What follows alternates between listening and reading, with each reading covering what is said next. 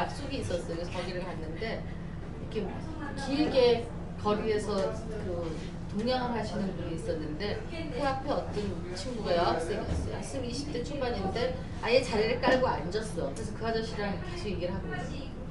아빠와 딸처럼 이렇게 다정하게 얘기를 하는 모습을 보고 깜짝 놀랐어. 나는 처음 봤어 그런 모습. 우리는 다 그 사람이 돈만 원하는 사람이라고 생각을 하는데 그 친구는 앉아서 햇빛 쬐면서 끊임없이 얘기를 막 너무너무 재밌게 하는 거예요. 그래서 한참을 봤어요. 보다가 이제 뭔가 나도 좀 하고 싶어서 막 궁리를 했는데 얘기에 끼어드는 것도 좀 어렵고 그래서 슈퍼에 마침 가서 시간이 좀 남았길래 마실 걸 좀 하다가 드렸어요. 두 사람한테. 그랬더니 그 친구가 활짝 웃으면서 그래도 마실 거 사러 가려고 그랬는데 고맙습니다 라고 얘기를 하면서 하는 얘기가 여기에 오시면 일주일에 몇 번씩 이 아저씨가 나오니까 이 아저씨랑 얘기할 수 있어요 라고 나한테 얘기를 했어요. 그러니까 자기 친구 소개를 한 거예요. 근데 그 아저씨가 굉장히 활짝 웃는 보통 아저씨들의 모습으로 저한테 웃으면서 같이 얘기를 했어요. 그래서 나는 이렇게 할 얘기를 한 번도 못 가졌구나 하는 거를 그때서 알았어요. 근데 그 친구는 그 몸이 불편하고 그게 아니고 그 사람 존재를 놓고 그 사람 앞에서 얘기를 하는 거예요. 여러분도 지나가다가 디크브웨이크 아저씨가 보이면 자리 깔고 앉아서 한 30분 얘기를 같이 해보세요. 그러면 친구가 될 수 있을 것 같아요. 이미 그 아저씨는 경험이 있기 때문에 낯설어하지 않을 것 같아요. 그래서 우리가 돈으로 할 수 없는 것들을 하는 거, 그것이 세상을 바꿀 수 있는 힘에 거기에 있지 않은가 하는 생각을 했어요. 어제도 또 한 번 또 놀랐는데 또 그런 분이었어요. 근데 뒤에서 차가 빵빵빵빵 하는데 한 친구가 이 아저씨를 좀 확 끌고 보도로 가는 거였어요. 근데 그걸 미처 도와줄 생각을 못했어요. 나는 본 거야. 보는데 또 여학생이었어요. 좀 체격이 컸는데 그 아저씨는 손으로 이렇게 움직여야 되기 때문에 빨리 못 움직이는데 이 차에 탄 남자는 계속 빡빡 기다려. 이쪽에서도 차가 있고 이 아저씨는 약간 경사진대로 올라가야 되는데 너무 힘든 거예요. 어떤 친구가 나타나더니 그 아저씨를 이렇게 끌고 이렇게 해서 저쪽 안전한 데까지 모셔다 드리는 걸 봤어요. 우리가 무슨 일을 한다고 봉사나 뭔가를 생각할 때 항상 돈으로 환승을 하는데 그게 아니라는 거를 두 번을 제가 목격을 하고 많이 반성을 지금 하고 있어요. 세 번째 나한테 그런 일이 또 생기면 이번에는 나도 얼른 참여해야 기회를 놓치지 말아야 되겠다고 지금 결심하는 중이에요. 얘기는 하지만 정말 이렇게 다른 모습, 우리가 보통 하지 않는 그 모습이 바로 하나님이 우리한테 요구하는 자비 아닐까? 자, 성모 마리아 방문 주일이 이제 31일인데요. 이게 임신한 마리아가 엘리자베스가 같이 가서 이렇게 축제를 하는 거죠. 그러니까 길을 떠났던 마리아가 그다음에 새로운 역사를 시작하는 마리아가 오래된 전통을 찾아서 새로움을 확인하는 그런 자리, 이렇게 볼 수 있을 것 같아요. 자, 그래서 우리가 그 성모 마리아의 생일을 성찰해 보면 그분의 삶은 중도에서 실패하는 게 아니고 떠나야 하는 이유가 임신 천사를 만났을 때도 자기로부터 나와서 예라고 응답을 한 거죠. 자, 결혼을 한다는 얘기는 지금까지 내가 살았던 방식하고 다른 새로운 삶에 대해서 예라고 대답하는 거잖아요. 집을 떠나서 결혼식 전에 막 짐 싸죠. 나 새로운 집에 이사 가야 되니까. 다 하셨을 거예요, 결혼하신 분들은. 그 다음에 내가 생각하던 방식에서부터 나와야 되는 거예요. 새롭게 내가 계획하고 있는, 가려고 하는 종착점이 있죠. 새롭게 시작할 여행이 있고, 마리아가 자기 집에서 나와서 그 다음에 자기의 어떤 사고방식에서 나와서 대답을 하고 길을 떠난 것은 우리에게 굉장히 큰 시사점으로 다가오는 것 같아요. 그래서 우리도 길을 떠났는데 항상 길을 새롭게 떠날 수 있는 준비를 하고 길을 떠나면서 만나는 사람들과 새로운 기쁨을 만들고 계속 멈추지 않고 가는 거죠.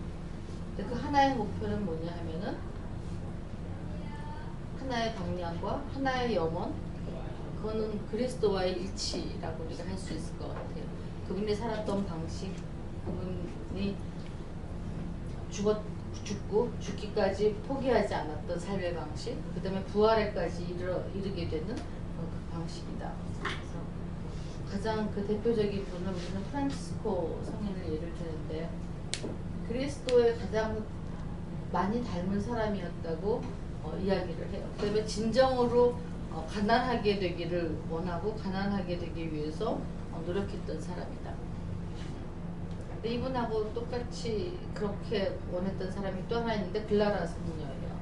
근데 아시시의 프란치스코는 상인의 아들이었고 글라라는 그 지역의 영주의 딸이었어요. 그러니까 지금 우리 개념으로 하면 거의 공주님에 가까워. 그러니까 글라라 성녀가 더 높은 신분이었는데 너무 프란치스코한테 묻혀 있는 거 아니냐라는 이야기도 요즘 하기도 해요. 자, 그래서 프란치스코가 지향했던 것은 어떤 겸손, 순종. 그래서 우리는 이 기도문을, 여러분 여기 있는 이 십자가예요. 다미아노 십자가. 프란치스코가 가르쳤던 길은, 자, 이 중에서 우리가 돈 가지고 할 수 있는 게 하나도 없어요. 너무 재밌지 않아요? 이 프란치스코처럼 살고 가장 지극한 기도문이라고 이야기하는데, 저 기도문을 실천하는데 돈이 단 한 푼도 필요하지 않아요. 그래서 저는 요즘 이 돈 없이 사는 거에 대해서 굉장히 관심이 많아요. 어떻게 하면은 돈을 매개로 하지 않고 우리가 직접 이 세상을 바꿀 수 있을까? 어떻게 이 생명을 살려낼까? 이거를 이제 교황님은 매듭을 푸는 성모님으로 이야기를 하죠. 그러니까 우리 생활에 있는 하나하나의 매듭을 풀어나가면서, 여러분들도 아마 매듭이 하나쯤은 있을 거예요. 우리 집에서 해결해야 되는 것, 직장에서 해결해야 되는 것, 우리 공동체에서 해야 되는 것, 우리 국가가 해결해야 되는 매듭은 너무나 커서 우리가 지금 그 매듭을 풀 수 있을지 없을지 잘 모르겠어요. 그죠? 지구 공동체에서 풀어야 되는 매듭도 심각하죠. 그런데 그 모든 매듭은 누가 푸느냐? 내가 풀죠. 마리아가 그 순간에 네라고 얘기하면서 유다교에서부터 새로운 하나의 시작을 했듯이 내가 내 일상에서 가지고 있는 매듭들을 풀려고 의식하고 풀어야 된다는 걸 알고 그 다음에 풀기 위해서 노력을 할 때 분명히 풀려나갈 것이다. 그러니까 지금 굉장히 상황이 안 좋다고 얘기를 하지만 앞으로 30년 뒤에는 지금보다 상황이 저는 좋을 거라고 생각을 해요. 그러니까 우리들의 이 집단 지성과 시민 의식들이 앞으로 여러분들을 새롭게 생명을 살려내는 것에 땀을 흘리도록 초대하지 않을까. 그러니까 우리 세대는 참 미안하게도 계속 그 돈을 기반으로 한 사회를 만드는 데 투신했어요. 거기에 성공한 사람들이 이제 부자가 됐죠. 그런데 그거는 결국 지금 볼 때 잘한 일이 아니었다는 걸 우리가 알게 되었고, 다시 돌아가는 혹은 이 단계를 넘어서서 새로운 삶의 방식으로 지금 나아가고 있는데 분명히 여러분들은 성공할 거라고 저는 그리고 응원할 거예요. 그러니까 여러분 세대 20대 30대한테 항상 제가 하는 얘기는, 우리는 소비하느라고 30년을 땀을 흘린 사람이었다면 여러분들은 새로운 시대를 만들기 위해서 땀을 흘리는 사람들이고 50살이 됐을 때 굉장한 보람을 가지고 지나간 30년을 이야기할 것이다.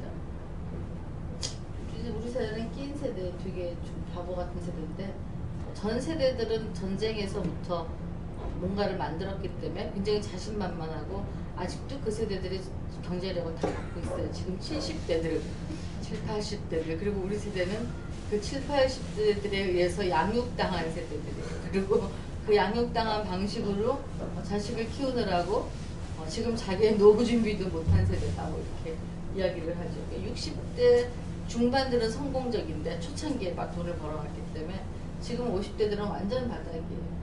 그러니까 노후 대책이라고는 아파트 한 채밖에 없는데 이것도 언제 날아갈지 몰라. 이거 날아가고 나면은 대책이 없죠. 그래서 이미 제 친구들은 전부 다 명퇴했는데 요즘 새로운 직종을 만들고 있어요. 그러니까 직업은 아니고, 왜냐면 아무도 고용해주지 않아. 근데 앞으로도 30년, 40년 살아야 되기 때문에 엄청난 노력들을 지금 하고 있어요. 뒤늦게 삶의 방식들을 바꾸느라고 고통스럽게 많은 일들을 시작하고 있죠. 그러니까 제가 알고 있는 남자들 거의 다 제 친구들, 제 남동생 같은 새로운 방식으로 지금과는 다른 그것이 새로운 기쁨을 만들어내는 일이 될 것 같아요. 복음의 기쁨이라는 그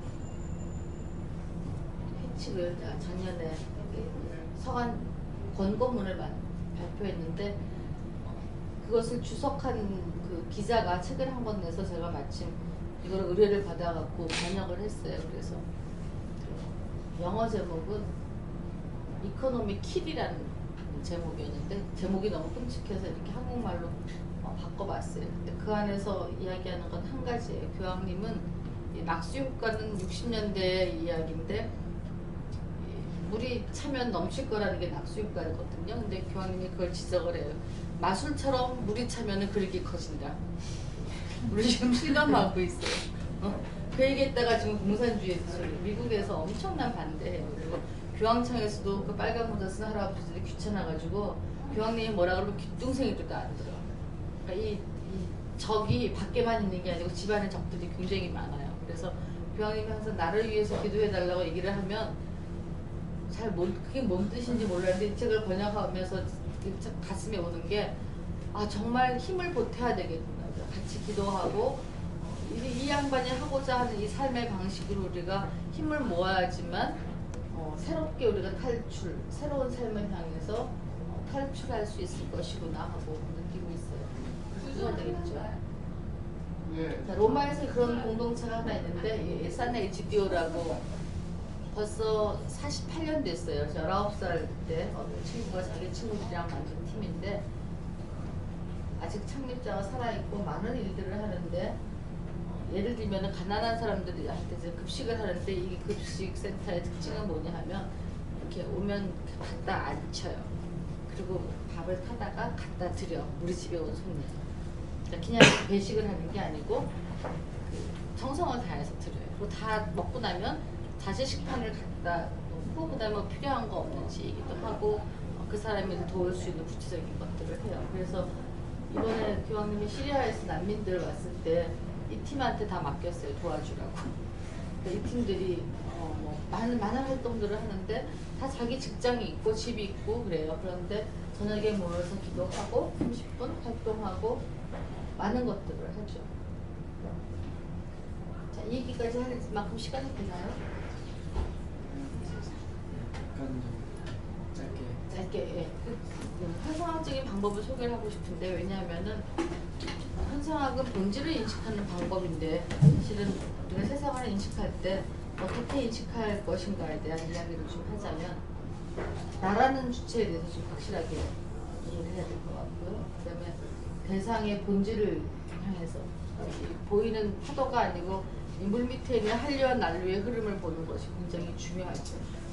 그 다음에 판단을 중지하고 이 실체로 눈에서 비늘을 떼고 이 실체를 보는 게 굉장히 중요하다. 그리고 연역법, 귀납법 이런 거 말고 그 자체를 가지고 어떤 사람을 이해하려면 누가 뭐라 그러는 거 말고 내가 직접 겪어보고 정훈 씨 직접 겪어보고 뛰어왔듯이 누가 뭐라 그러는 게 그런 거예요. 그러니까 직접 우리가 겪어서 알아야 되고 그러려면은 분석을 해야 되죠. 저 사람은 어떻게 생겼고 무슨 생각하고 있고 이해를 해야 돼요. 그리고 이해를 하고 나면은 공감을 할 수 있게 되고 이렇게 이해하기 위해서 우리가 사용하는 방식을 직관이라고 그래요. 그래서 직관이 저 사람 뛰어나다 이러면 감성적으로 톱밥을 찍었다 혹은 이성적이지 않다가 아니고 이 분석 능력이 굉장히 빠른 거예요. 순간에 분석하고 종합해서 이해하는 거죠. 이해하고 공감하는 능력을 직관이라고 합니다. 그 다음에 이렇게 공감을 할 때 우리는 결국 어떤 세계관을 우리가 같이 나누고 형성할 것인가에 대한 그 기반이 일치할 때 같이 활동할 수 있고 같이 공감할 수 있고 그렇게 이야기할 수 있죠. 이게 현상학이 아주 기본적인 방법론이에요. 누가 시작했느냐? 여러분이 다 알다시피 후설이 시작을 했고요.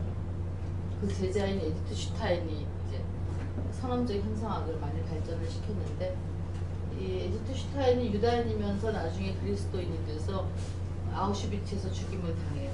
그래서 아직까지 우리나라에 잘 알려져 있지는 않지만 예수님이 십자가 앞에서 물러서지 않고 나갔듯이 이 사람도 아우슈비츠까지 아우슈비츠 안 가고 남미로 도망갈 수 있었어요. 근데 그냥 아우슈비츠까지 멈추지 않고 가요. 죽임을 당할 걸 알면서. 예수를 쫓아간다는 거는 복 받으려고 가는 건 아닌 것 같아요.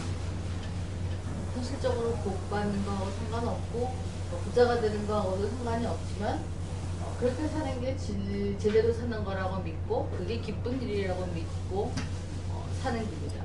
그렇다고 항상 고통만 예수처럼 십자가 달려 죽는 일만 있는 게 아니고 이렇게 마리아처럼 기쁘게 길을 떠나서 가볍게 한 세상을 살 수 있는 그런 삶의 방식이 될 수 있을 것이다.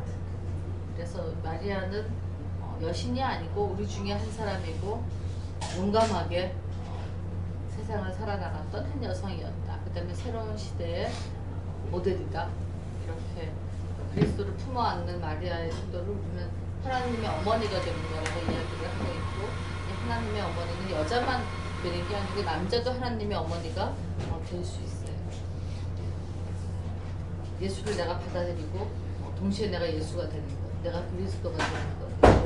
에카르트를 우리가 공부를 하면 조금 더 알 수 있는데, 받아들이는 순간 나와 그리스도의 일치가 되는 이 사건을 통해서 우리는 그리스도인이 되는 거라고 할 수 있겠죠.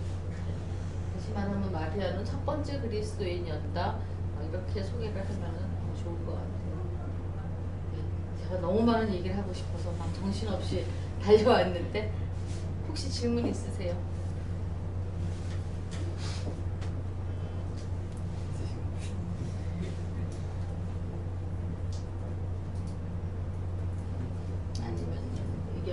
선생님을 쉽지 않게 모셨기 때문에 질문은 2개 정도 받을 수 있을 것 같아요. 어떤 부분은 모자랐어요 라는 느낌이 혹시 있으면 그 부분을 좀 얘기해 주셔도 좋겠어요. 나는 내가 기대했던 건 이런 거 아니었는데요, 다른 거 같아요, 뭐 이런. 아까 그 설명을 다 해주시고 넘어가진 않으셨는데, 네. 부성이 이 지극한 사랑과 자비를 만날 때 모성으로 변한다는 멘트가 PPT에 있긴 있었거든요. 아 그래요? 네. 그 클레멘스. 클레멘스의 그 멘트를 보면서 제가 든 생각은, 그러면 남성이 이런 어떤 우리 기독교 공동체 내에서 네. 제대로 된 그 모성이나 여성을 만나고 그것에 입덕한 아니면 그것에 비슷한 이런 것들을 추구하고 직접적으로 생산을 낼 수 있는 주체가 될 수 있을까? 왜냐하면 지금은 너무나 제가 생각할 때는 그것이 너무 기울어져 있고 그것과 너무 멀어져 있고 그것이 올바른 것이다라는 어떤 이런 사상이나 체계가 없다라는 생각을 하거든요. 그래서 그게 하나. 그러니까 이렇게 부성 앞에 가부장제가 붙으면 저는 이제 잘못된 부성인데, 모든 부성이 이제 그렇게 몰리는 거는 너무나 억울한 거죠. 그런데 물론 이제 모성, 부성이라는 표현을 하지만 하나님 자체는 여성도 아니고 남성도 아니에요. 우리가 이미지로 보는 거지 그 상징을 하나님한테 그대로 투영할 수도 없는 거고, 제 인격적인 것도 우리의 관점에서 인격적으로 우리가 인격적인 만남을 하는 거지 그분을 우리 인격성 안에 가둘 수도 없는 거잖아요. 그러니까 우리가 부성, 모성이 정말 자녀에 대한 부성과 모성일 때 어떤 가부장제적인 혹은 지배적인 이런 부성이 아니고, 요즘은 정말 어머니와 똑같은 아버지, 슈퍼맨이 돌아왔다 하잖아요. 그럼 그것도 약간 좀 상업화된 부성이지만, 지난주 토요일날 심상태 신부님이라고 한국 가톨릭에서 가장 큰 학자로 알려주신 분인데, 그분이 아시아 신학에 대해서 이야기를 하면서 10년 만에, 9년 만에 공개적인 발언을 하신 건데, 그분이 좀 그 목소리 굉장히 작으세요. 근데 큰 목소리로 온 힘을 다해서 하나님은 아버지가 아닙니다 이렇게 얘기를 하셨어요. 아주 용기를 내서 우리가 아버지라고만 할 수 없습니다. 막 어떤 그 태모신의 전통이 우리나라에 있고 어떤 신의 내재성이 있는데 초월적이면서 내재적인 하나님으로 우리를 이해해야만 한다. 그 얘기를 막 강조를 하셨어요. 그래서 끝나고 이제 정말 신부님 정말 멋있으세요 막 이러고 박수 치고 그랬는데 대답이 너무 늦게 얘기했죠. 이렇게 근데 젊은 신부님 그 다음날 만났는데 왜 그 신부님은 부성 안에 이미 그런 게 다 있는데 자꾸만 가부장적인 걸로만 해석을 하신대요. 관점이 다른 거예요. 그러니까 부성도 충분히 우리가 긍정적으로 얘기하는 모성과 같은 이런 그 품을 갖고 있다라는 거를 젊은 세대 신부님은 얘기를 하셨어요. 그러니까 부성이 비관적인 건 아니라는 걸 분명하게 얘기할 수 있죠. 근데 여기서도 부성은 여성으로, 왜냐하면 여성이 가지고 여성이라고 우리가 얘기할 때 여성은 양육하고 먹이고 이런 것만 생각하기 때문에, 근데 여성 운동에서 이 관점에서의 여성성은 그거랑은 또 많이 다르죠. 그래서 어떤 콘텍스트에서 우리가 이야기하느냐에 따라서 좀 다르게 볼 수 있을 것 같아요. 그러니까 어떤 때는 막 치열하게 싸웠는데 우리는 그 치열하게 싸웠던 역사를 다 알잖아요. 그러니까 더 이상 그런 지나간 담론들에 우리가 묶여서 그거를 반복할 필요는 없는 것 같아요. 그러니까 앞으로 우리가 해야 되는 거는 돈으로부터 어떻게 인간이 자유로울 수 있는가, 어떻게 하면 신의 모습으로 창조된 그 존엄성을 가지고 우리가 자유롭게, 그러니까 자유로운 거는 책임감을 이야기하죠. 내가 자유로운 사람만 책임질 수 있고 그다음에 실천할 수 있어요. 자유에 대한 개념을 우리가 조금 더 성숙하게 받아들이면 내가 자유로운 건 방종이 아니고 자유롭게 품위 있게 세상을 책임질 수 있는 것, 이것이 자유다라고 우리는 새롭게 이야기해야 될 것 같아요. 질문을 제가 하나 정말 궁금한 게 있어요. 예. 그 감리교인에서 천주교인이 되실 때 받아들이셔야 했을 그런 충격들이 있잖아요. 그러니까 뭐 예를 들어서 성모상 앞에 이제 기도를 하는지 아니면은 우리를 왜 빌어주소서라고 기도를 할 때에 그걸 받아들이시게 된 과정이 되게 궁금해요. 어떤 그 충돌을 겪으셨고 그래서 어떻게 받아들이셨는지. 제가 개신교, 그러니까 감리교 모태신자인데 신학을 공부한 건 성황대에서 공부를 해서 신학은 가톨릭 신학이었어요. 그러니까 대학을 졸업했을 때 취직을 해야 되는데 우리 신부님이 나한테 제가 제시한 자리는 그 성당에 그 사무장 자리였어요. 근데 그건 가톨릭 신자라야 되고 저는 개신교 신자였어요. 그래서 제가 졸업하고 난 다음에 느낌은 내가 휴전선 가운데 서 있구나 하는 그런 느낌이었어요. 그러니까 아무것도 할 수 있는 게 없는 거예요. 직업을 종교학을 공부하고서. 그러니까 뭐 다른 거를 할 생각이 있었으면 괜찮았을 텐데 그 종교사회학 공부하고 싶었는데 결국 종교사회학자가 그 당시에 없었어요, 우리나라에. 그래서 포기하고 이제 다시 신약 공부를 하게 됐는데 영세를 받은 거는 대학원 졸업하고 나서예요. 근데 이제 계속 공부를 했고 제 여성 활동하던 선배들은 감리교로 가서 목사 안수를 받아라라고 얘기를 했어요. 근데 그거는 아니라는 생각이 계속 드는 거예요. 먹고 살기 위해서 목사를 하는 거는 아닌 것 같고 그렇다고 목사 사모도 아닌 것 같고, 왜냐면 제가 죄송합니다. 신분여에 계신데 절대로 목사 사모는 안 되겠다고, 안 될 거라고 제가 작정을 했는데 신부님은 되게 가서 뭘 봐도 똑같이 말씀하세요. 안 돼. 왜 그렇게 결심을 했냐면 그 목사님이랑 살면 그 인간이 집에 사는 꼴을 다 보잖아요. 그러니까 목사님 자식들이 이제 그 빗나간 친구들이 굉장히 많거든요. 왜냐면 아버지가 설교하고 집에서 보이는 모습하고 너무 다른 거예요. 근데 그럴 수밖에 없는데 그냥 목사 사모가 되면 뒤에 앉아가지고서 저 인간이 어쩌냐고 하는 소리랑 딴 얘기하네. 분명히 그럴 거라고 누가 내 남편이 되는지가. 그래서 목사 부인은 포기했고 목사도 아닌 것 같고 굉장히 비현실적이었어요, 사실은 제가. 그래서 그 다음에 이제 가톨릭 대학원 마치고 난 다음에 영세를 하게 됐어요. 그래서 갈등은 없었는데 이제 갈등은 제가 교회를 열심히 다니다가 3년을 이중과세를 했어요. 영세를 하고 난 다음에 아침에 종교 감리교회를 다녔는데 새벽 성가대를 하고 여기서 아침을 먹고 그 다음에 명동성당에 가서 미사를 하고 실내니까 한가해서 뭐 산책 삼아 경매에서 이렇게 일찍 올라가서 명동까지 가서 강화문서부터 이제 그거를 3년을 했는데 4년째 너무 갑자기 화가 나는 거예요. 그래서 어머니한테 나 진짜 아무것도 안 하겠다고. 교회도 안 가고 성당도 안 간다. 그러니까 어머니와의 관계 때문에 계속 교회를 다닌 거였죠. 기준과세를 3년 하고 그래서 한 달을 버텼더니 어머니가 신앙생활을 해야 되지 않겠니? 네가 원하는 대로 가라. 그래서 이제 성당을 다니게 됐는데 그럼에도 불구하고 제가 고백성사를 잘 안 해요. 그리고 고백성사는 워낙은 온 회중들이 다 있던 데서 했던 거였는데 그게 문제가 되기 때문에 사제가 대표로 듣기로 나중에 그 역사 안에서 결정이 되는 거예요. 그래서 개신교 경험이 있기 때문에 제가 살았던 것 때문에 고백성사 잘 안 하는데 한 번을 오면서 고백성사를 했는데 할아버지 신부님이 저를 지금 막 눈물 콧물 다 흘리면서 고백성사를 하는데 아직도 이러시는 거예요. 그래서 다 듣고 나시더니 지금까지 얘기한 건 진짜 없어진 거니까 더 이상 아무한테도 더 얘기 안 해도 된다. 이제 너는 확실하게 가볍게 살아도 돼라고 얘기를 하셨는데 집에 가면서 그때 딱 한 번 그 생각이 들었는데 신부님도 저렇게 이 품이 넉넉하시면 하나님은 얼마나 더 넉넉하실까라는 생각이 한 번 들었어요. 그래서 하나님은 정말 좋으신 분이겠구나라는 걸 한 번 경험을 했는데 그럼에도 불구하고 여전히 고백성사 안 해요. 대답이 됐을까요? 예. 혹시 더 질문이 있으세요?